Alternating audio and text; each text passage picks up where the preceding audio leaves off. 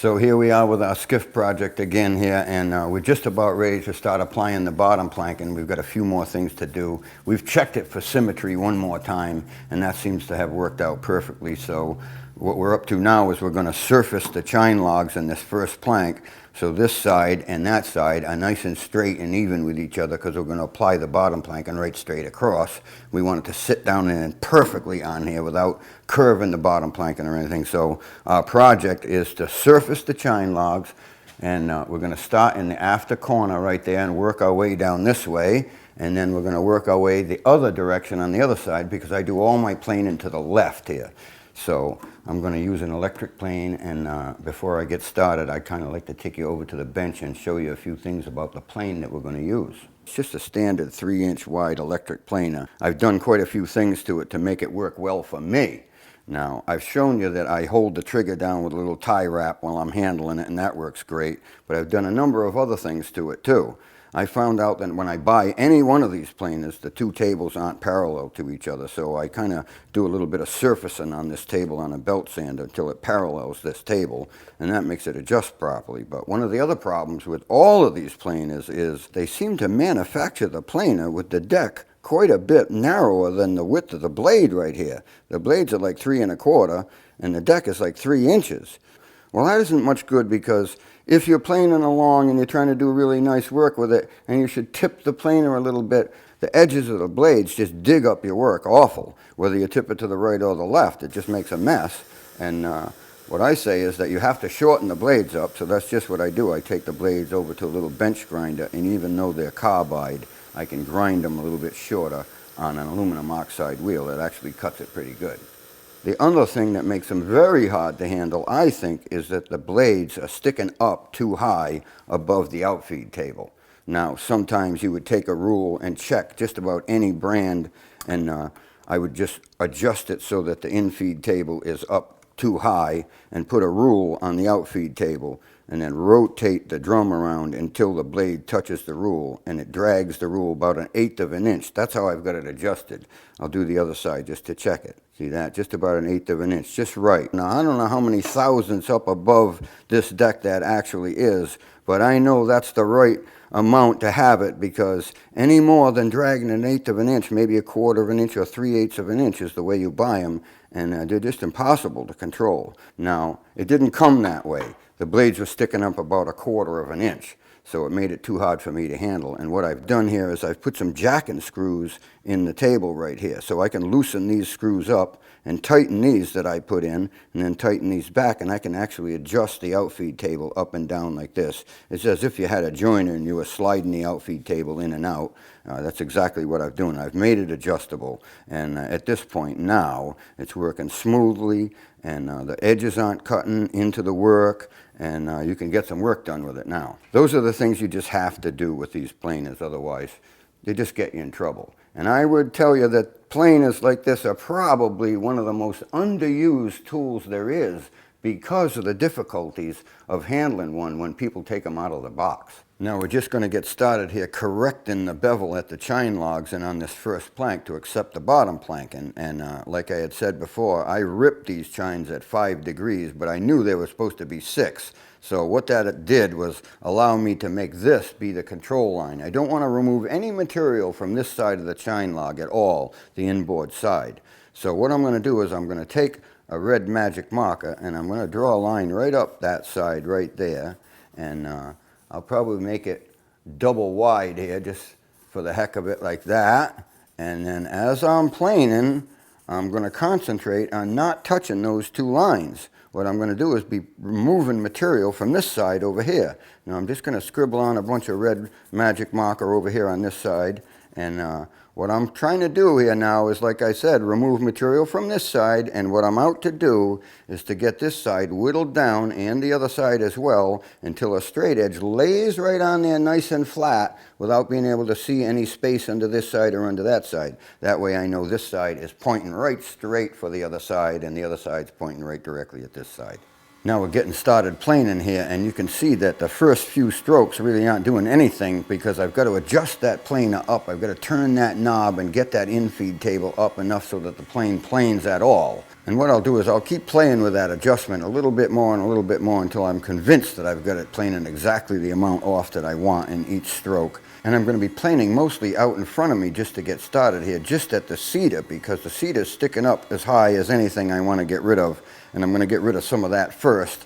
And you can see the magic marker line start to disappear on top of the cedar there. And we've still got magic marker line on top of the oak. That just means I can take a few more strokes until I see that magic marker line start to disappear on top of the oak, and maybe a stroke or two more than that, but I'm getting awful close right then.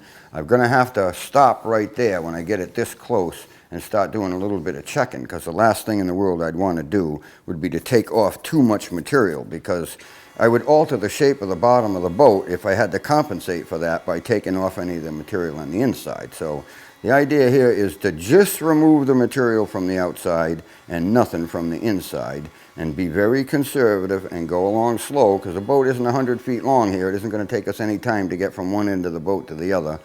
Now we're going to check our progress right here, and I've got a straight edge right here, and I've placed it right down on the boat, right straight athwartships, and I'm right back aft here. And you can see right in here, there's no light or any space whatsoever between that straight edge and the chine log, and it's perfect right here. Now I think if I start moving my way forward here a little bit, you're going to start to see a little bit of light under the inboard side of it, probably right about in there. And then as I get forward a little bit more, you got a little bit more light in there. And basically you got maybe 20 thousandths of an inch left to go on the outside right here. And so I'm going to check a little bit further forward and maybe stop right about in there. And then what I want to do, so that I don't forget, I'm going to take a magic marker and just put a little line on there. I know a little bit more is going to come off of there, very little. If I wanted more to come off, I'd put more lines. So it's kind of an indication of how much I'd like to take off. One line's a very small amount, 2 lines would be a little bit more, and 3 lines would be a little bit more. So it's very, very close. I've got 1 line on there. I'm going to come back to that later on as I work my way forward. But right now I'm going to move the straight edge forward a little bit and take a few more notes. Now it needs a little bit more work, I can tell, on the outside right in here. And as we go forward, now it's getting really nice. It fits really nice right there. So what I'm going to do is make a different type of note. I'm going to say done, like that. Now let's move forward a little bit more. And now it's starting to develop a little bit more space on the inside near the red line. So I need to do a little bit more work up in here. Just a little tiny bit. And as I move forward, it's starting to fit quite nicely right up in here. So I'm going to make a done mark right there. Now, like I said before, these are just notes. And we're going to get the boat to this point by working the chines all the way around with the plane, and then come back to these notes and make sure that we don't plane here, but we do plane in here. Just a little tiny bit. Some of them, if I make a couple of lines, I might do with electric plane, but I could also do them with a number 5 Stanley smooth plane.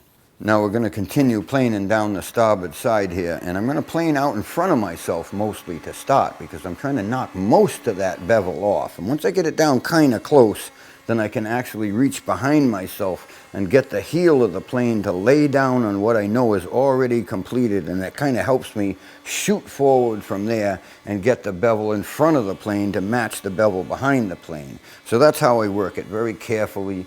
And now I'm going to continue forward planing here until I get right up after the stem heel here, and check it maybe a little bit more, and then just switch over to the other side and do exactly the same thing down the other side.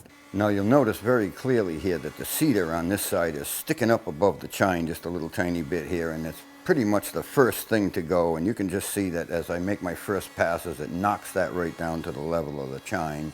And that makes it a little bit easy for me to continue once I get that angle approximately right. I'm working it down in stages and being as careful as I can possibly be, because I just don't want to take off too much, especially off the inside or the outside. I want it to go down in a progression. So once I've continued to do that and it's done on the other side, I'm going to check it again and again a couple times. And just a little bit up in here. Now up forward here, I'm going to do things just a little bit differently, because it's a different situation. First off, you've got this curvature to the bow of the boat, so I can't hold the straight edge across the boat on any kind of an angle. I got to make sure that it's right straight across. And I'm just using the spacing of the frames to tell me that as I get going along like so. And the other thing is that the sides are much closer together up forward here, so as I plane or change one side, it kind of affects the fit on the other side. So what I have to do is take that into consideration and do my marking and making of notes simultaneously on the two sides, and that's what I'm going to do right now. I've got a little bit more material to take off in here and a little bit more up in here, and I can see on the other side it's basically the same situation. Just going to reach over there and make a few marks. From about here forward, it seems to be very good. So I'm going to mark a done note right there like that, and I'm going to work those two sides at exactly the same time. So we're going to take a couple more passes up forward here with our electric plane on those areas we've identified, and that'll be just about complete. And then we're going to take a scraper and a plane maybe and just search around for little tiny imperfections that the electric plane might have left.